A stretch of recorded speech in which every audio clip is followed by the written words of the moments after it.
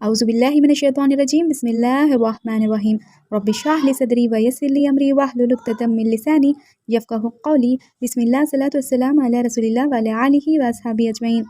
السلام علیکم ورحمۃ اللہ وبرکاتہ۔ آج انشاءاللہ سورہ فاتحہ کی ان باتوں پر بات ہوگی جو باتیں آپ صلی اللہ علیہ وسلم نے اور خود اللہ تعالیٰ نے کہی ہے اس سورہ مبارک کے بارے میں۔ سورہ فاتحہ کی فضیلتیں بہت زیادہ ہے اور ایک نشست میں ساری چیزوں کو ساری باتوں کو اکٹھے کرنا کنسائز وے میں یہ مشکل ہے، تو میں نے ایسا کیا کہ وہ حدیثیں میں نے لی ہے جو حدیثوں میں آپ صلی اللہ علیہ وسلم نے اس سورہ مبارک کے بارے میں بات کی ہے اور خود اللہ تعالیٰ نے اس سورہ مبارک کے بارے میں بات کی ہے۔ سورہ فاتحہ ایک ایسی سورہ ہے جو کہا جائے اگر دا موسٹ ٹاکڈ اباؤٹ سورہ کوئی ہے تو شاید وہ سورہ فاتحہ ہے، اور آپ کو اس کی تفاصیل میں ڈزنوں کتابیں مل جائیں گی۔ ایسی سورہ مبارک ہے جو اتنی ساری فضیلتوں کی حامل ہے۔ پہلی حدیث جو میں کوٹ کر رہی ہوں یہ حدیث ہے صحیح بخاری کی اور اس کا نمبر ہے 4474 کی، اور یہ حدیث کے راوی ہے ان ابی سید المعلیٰ۔ وہ کہتے ہیں ایسا ہوا میرے ساتھ کنت اصلی فی المسجد، وہ کہتے ہیں کہ میں نماز پڑھ رہا تھا مسجد النبوی میں، اور کیسے پتہ چلا کہ یہ مسجد النبوی ہے؟ آگے جو باتیں آئیں گی صاف سمجھ میں آتا ہے کہ یہ مدینے کا واقعہ ہے۔ فدعانی رسول اللہ صلی اللہ علیہ وسلم، ایسا ہوا کہ جب میں نماز پڑھ رہا تھا مسجد نبوی میں تو مجھے حضور صلی اللہ علیہ وسلم نے پکارا، فلم اجیبہ، تو میں نے جواب نہیں دیا، فقلت یا رسول اللہ انی کنت اصلی، جب آپ نماز سے فارغ ہوئے وہ صحابی تو وہ حضور صلی اللہ علیہ وسلم کی خدمت میں پیش آئے اور انہوں نے کہا انی کنت اصلی، بے شک میں نماز پڑھ رہا تھا اس لیے میں نے آپ کو جواب نہیں دیا یا رسول اللہ صلی اللہ علیہ وسلم۔ فقال، تو آپ صلی اللہ علیہ وسلم نے کہا الم یقل اللہ، کیا اللہ تعالیٰ نے ایسا نہیں کہا استجیبوا للہ والرسول، کہ جواب دو تم اللہ تعالیٰ کو اور اس کے رسول کو، اذا دعاکم، جب وہ تمہیں پکارے، لما یحییکم، اس چیز کی طرف جو تمہیں زندگی دے۔ آپ صلی اللہ علیہ وسلم انہیں یہ آیت یاد دلا رہے جو آیت ہے سورہ انفال کی اور آیت نمبر ہے 24، تو اس آیت وہ انہیں یاد دلا رہے تھے۔ پھر ثم قال لی، پھر انہوں نے پھر سے کہا لا اعلمنک سورۃ، میں آپ کو ایسی سورہ سکھانے والا ہوں، مطلب آپ صلی اللہ علیہ وسلم نے صحابی سے کہا کہ میں آپ کو ایسی سورہ سکھاؤں گا، ہی اعظم سرور فی القرآن، وہ ایسی سورہ ہے جو بہت بڑی عظمت کی حامل ہے جو پورے قرآن شریف میں ہے، میرے پورے قرآن شریف میں وہ صورت بہت زیادہ عظمت والی ہے۔ ان قبل ان تخرج من المسجد، اس سے پہلے کہ آپ اس مسجد سے باہر جائے، مطلب آپ اس مسجد سے باہر جانے سے پہلے میں آپ کو اس سورہ کو سکھا دوں گا۔ ثم اخذ بیدی، تو انہوں نے میرا ہاتھ پکڑ لیا، تو آپ صلی اللہ علیہ وسلم نے صحابی کا ہاتھ پکڑا اور انہوں فورسفلی کہا کہ دیکھیے میں آپ کو وہ سورہ سکھانے والا ہوں جو سورہ پوری قرآن شریف میں بہت بڑی عظمت والی ہے۔ فلما اراد ان یخرج، پھر حضور صلی اللہ علیہ وسلم بعد میں دوسرے کاموں میں لگ گئے، پھر حضور صلی اللہ علیہ وسلم مسجد سے باہر جانے لگے تو وہ صحابی نے کہا قلت لہ، انہوں نے کہا الم تقل، آپ صلی اللہ علیہ وسلم آپ نے ایسا نہیں کہا تھا لا اعلمنک سورۃ ہی اعظم سرور فی القرآن، آپ نے تو کہا تھا کہ مجھے آپ وہ سورہ سکھائیں گے، ایسا سورہ جو بہت بڑی عظمت والا ہے پورے قرآن شریف میں۔ قالا، تو حضور صلی اللہ علیہ وسلم نے کہا الحمدللہ رب العالمین، تو انہوں نے پوری سورہ فاتحہ کی تلاوت کی۔ دیکھیے یہ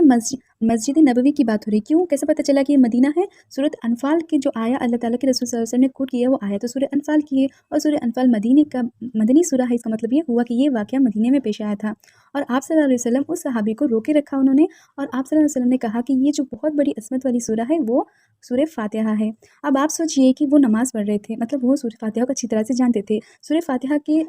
نازل ہو کر تقریباً ڈکیٹ ہو گیا تھا، مطلب 10 سال کا وقت گزر چکا تھا، سبھی صحابیوں کو خوب پتہ تھا کہ سورہ فاتحہ کتنی بڑی فضیلت والی سورہ ہے اور اس کے میرٹس بھی کیا ہے، سب جانتے تھے اچھی طرح سے۔ پھر سے اللہ تعالیٰ کے رسول صلی اللہ علیہ وسلم نے انہیں پکڑا اور خاص کہا کہ دیکھو میں تمہیں وہ سورہ سکھاؤں گا جو پورے قرآن شریف میں بہت عظمت والی ہے۔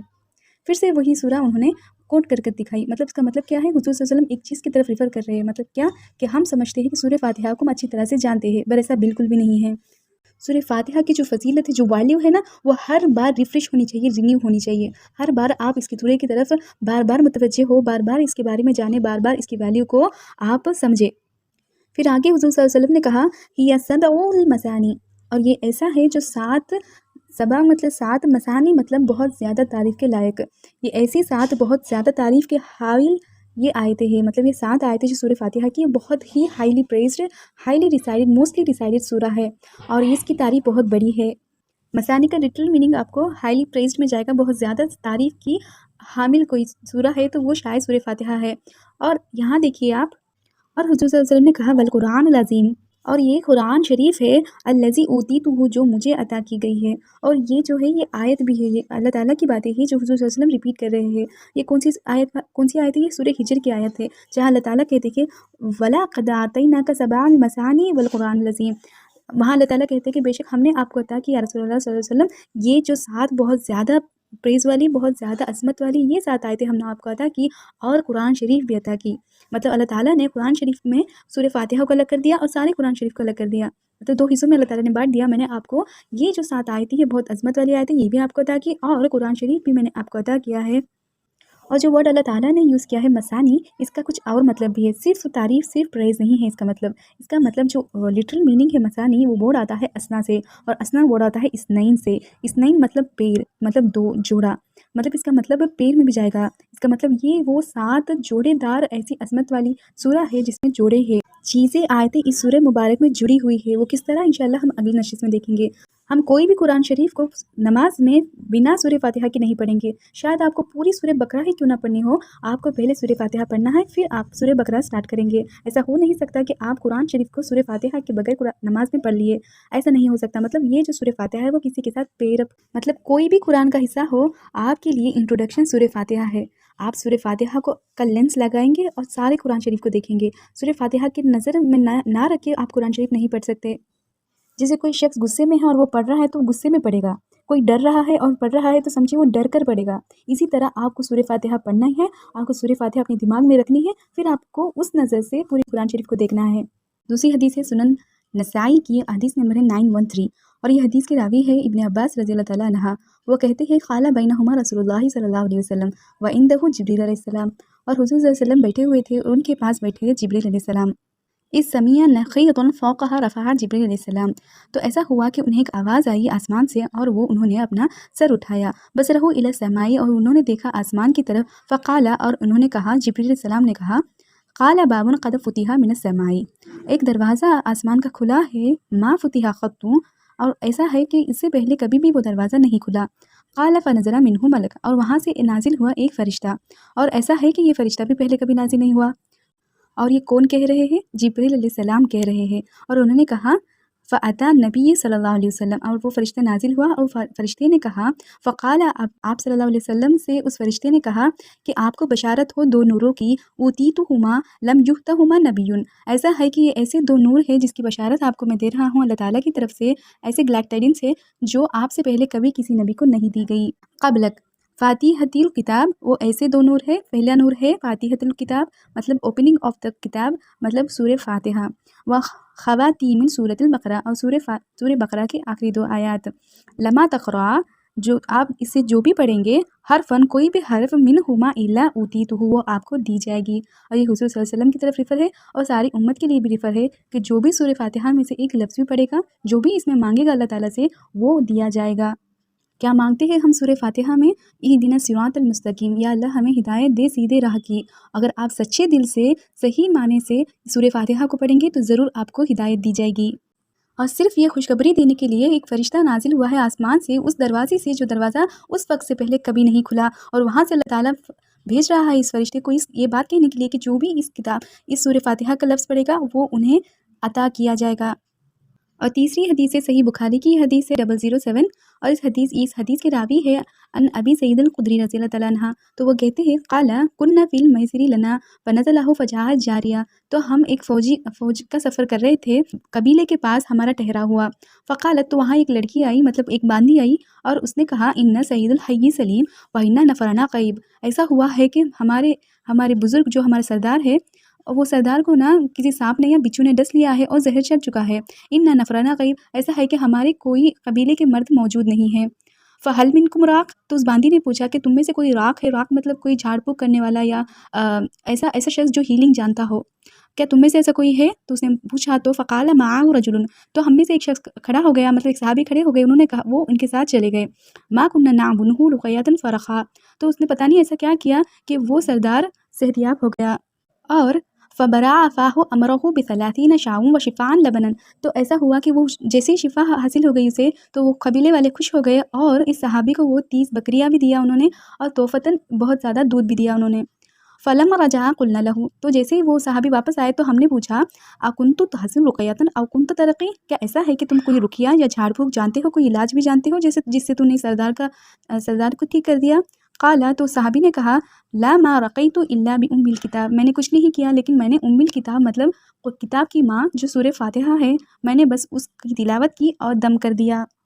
قلنا تو ہم نے کہا لا تحدثوا شيئا حتى نأتي أو نسأل النبي صلی اللہ علیہ وسلم، ہم کچھ نہیں کہیں گے جب تک کہ ہم حضور صلی اللہ علیہ وسلم سے اس بات کے بارے میں پوچھ نہیں لیں گے۔ فلما قدمنا المدینۃ، اور جیسے ہی ہم مدینہ پہنچے، ذکرناہ لنبی صلی اللہ علیہ وسلم، تو ہم نے ذکر کیا حضور صلی اللہ علیہ وسلم کی خدمت میں کہ ایسا ہوا تھا یا رسول اللہ صلی اللہ علیہ وسلم۔ فقال، تو آپ صلی اللہ علیہ وسلم نے کہا وما کان یدریک انہا رقیہ، کیا اسے واقعی میں پتا تھا؟ کس نے کہا اسے کہ یہ رقیہ بھی ہے، مطلب سورہ فاتحہ سے دم بھی ہو سکتا ہے، کسی کا علاج بھی ہو سکتا ہے؟ یہ بات جانتے تھے وہ کہ سورہ فاتحہ رقیہ بھی ہے۔